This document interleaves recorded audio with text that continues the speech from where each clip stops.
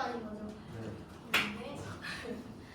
안녕하세요. 저는 2025년 선배추천 강연을 하게 된 고려대학교 수학과 2사학번 김다은이라고 합니다.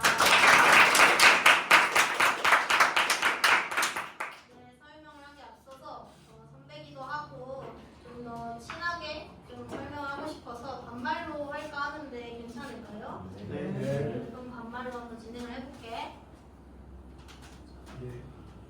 차는 이런 식으로 돼 있고 자기소개 한 다음에 우리 고1이니까 그래도 고등학교 좀 맛봐봤지. 그래서 이 두 번째는 빠르게 지나갈 거예요. 왜냐면 이건 중3 친구들을 위해 만들어 놓은 페이지라서.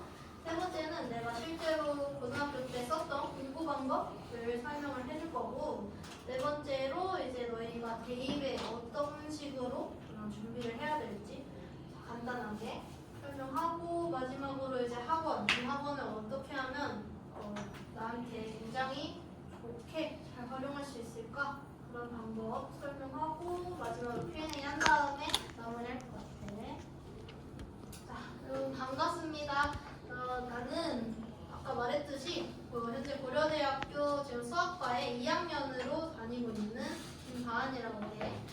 나는 경화여고 출신이야. 혹시 여기 경화여고 있나? 초월고. 여기가 초월고야. 아쉽네요. 그럼 경화 여중 출신 있나? 난 여중을 다녔어가지고 그래도 후배가 있네. 학원은 내가 초등학교 6학년부터 고3까지 되게 오래 다녔어. 영어랑 수학을 다녔거든. 수학은 이제 김쌤 다니다가 맵스로 이제 자연스럽게 올라갔고, 영어는 중3까지 S라이팅 다니다가 중3 후반부터는 정상으로 옮겨서 내가 정시를 했는데 이제 수능 직전까지 다녔어. 그래서 학원에 대해서는 너 어느 정도 아니까 이따 질문 많이 하고, 첫 번째는 아무래도 너희가 고등학교를 다니고 있기도 하고 많이 알 거라 생각해. 일단 시간이 많이 부족했지 얘들아. 이제 고등학생 되면서 중학교랑 다르게 놀기도 힘들고 공부만 하고 수행평가 많고 그런 고충이 있었을 걸 다 알고 있고, 경쟁, 친구들이 다 내 경쟁자로 보이는 순간순간들이 있었을 걸 다 알고 있어.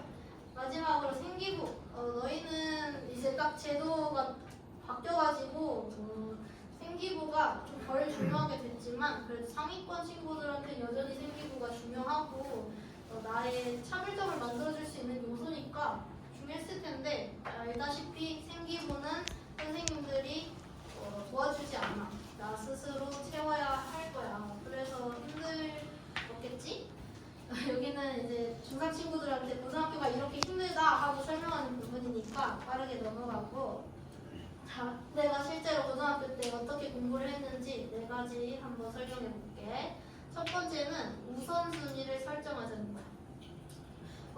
아까 말했듯이 고등학교는 중학교에 비해서 시간도 너무 부족하고 공부해야 할 양도 너무 많고 범위도 너무 많기 때문에 이제 우선순위 설정하는 게 되게 중요해. 내가 어떤 과목, 어떤 단원을 먼저 더 많이, 더 적게 공부할지 이런 거를 미리 세워두고 공부를 시작하면은 그거에 맞게만 공부하면 좀 더 효율적으로 공부할 수 있으니까 이게 되게 중요하다고 생각하고, 그럼 어떤 식으로 우선순위를 설정하는 게 좋을까? 그래서 구체적으로 한번 설명을 해보자면, 우리 국어, 영어, 수학 같은 주요한 과목들은 일주일에 4번에서 5번 정도 학교에서 수업을 하잖아. 그걸 단위수라고 하는데, 이 단위수가 높은 과목들은 성적에 반영하는 비율도 굉장히 높아. 다른 과목에 비해서. 그래서 국영수를 잘 보고 막 사회나 과학 같은 걸 못 본 친구하고 사회, 과학, 역사는 잘 보는데 국영수는 막 3, 4등급 이렇게 낮은 친구들을 비교했을 때 실제로도 국영수 잘하는 친구가 훨씬 성적이 높은 걸 알 수 있어. 왜냐면 반영 비율이 높으니까.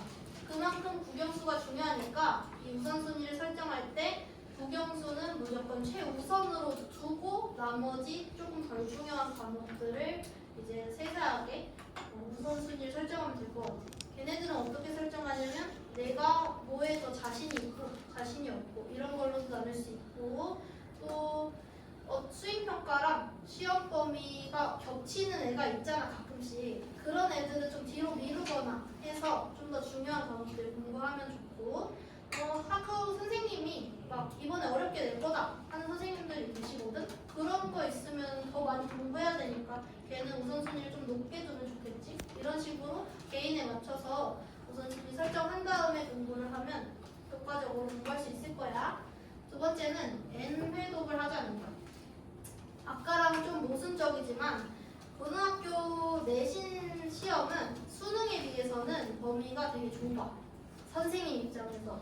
그래서 선생님들은 이 좁은 범위에서 너네한테 수능하고 조금 비슷한 정도의 문제 양을 내야 된다는 거지. 그러니까 그 좁은 범위에서도 세세한 막 구석탱이에 있는 개념까지도 끌고 와서 문제를 출제하셔야 돼. 어쩔 수 없어. 그럼 우리도 거기에 맞춰서 공부를 해야 될 거 아니야? 그러니까 이 범위가 있으면 이걸 전부 다 암기를 해야 된다는 거지. 그 정도로 우리 공부를 해야 되는데 그럼 한 번 해가지고는 암기가 되지 않겠지? 그러니까 한 번, 두 번, n번까지 해독을 하면서 이 범위를 나는 외우겠다, 통째로 외우겠다라는 마음으로 공부를 해야 돼. 물론 실제로 외워야 하고. 근데 이때 외운다는 게 뭐 영어나 국어, 뭐 사회 같은 암기 과목은 당연하고 그것뿐만이 아니라 수학이나 과학 같은 이과 과목도 물론 암기를 해야 돼. 수학도 문제가 정해진 문제가 있고 범위가 있으니까 거기에 맞춰서 범위 안에 있는 문제들은 싹 다 외워야지 실제로 시험에서 변형이 되어도 내가 당황하지 않고 풀 수 있거든. 그래서 꼭 모든 과목 N회독 하면서 외웠으면 좋겠어. 세 번째는 역순으로 공부하자. 이 방법은 시험이 1주에서 2주 정도 남았을 때 쓸 수 있는 방법이거든. 우리 그때쯤 되면 이제 선생님들이 칠판 앞에다가 시험 시간표 붙여주시잖아. 이제 그 시간표 반영해서 마지막 날에 있는 마지막 과목부터 역순으로 하루에 한 과목 또는 이틀에 한 과목씩 차근차근 공부를 해나가는 거야. 그렇게 하다 보면은 시험 직전 날에는 그 다음날 첫 번째 과목을 공부할 수 있게 되지. 그러면 첫 번째 과목 시험을 볼 때 전날에 공부를 세세하게 했으니까 각인 효과가 생기면서 조금 더 시험을 잘 볼 수 있더라고. 근데 그렇게 되면은 맨 처음에 공부했던 마지막 날 과목은 기억이 다 날아가는 거 아니냐 하고 물어볼 수 있는데 그래서 이 공부법은 벼락치기 하는 친구들한테는 효과가 없어.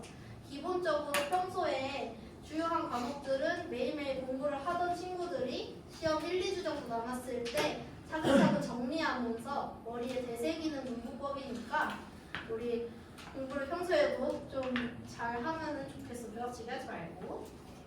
네 번째, 마지막으로 시험도 연습을 해야 돼. 아니 무슨 시험을 연습할 필요까지 있냐 하지만은 아니 뭐 공부라는 게 개념 외우고 문제 풀면 다 되는 거지 라고 생각은 하지만 그런 논리로 치면 너는 다 1등급 맞고 다 100점 맞았어야 돼. 하지만 그렇지 않잖아. 그 이유 중 하나는 시험을 연습하지 않았어요. 시험이라는 거는 50분이라는 주어진 시간 안에 주어진 양의 난도도 여러 가지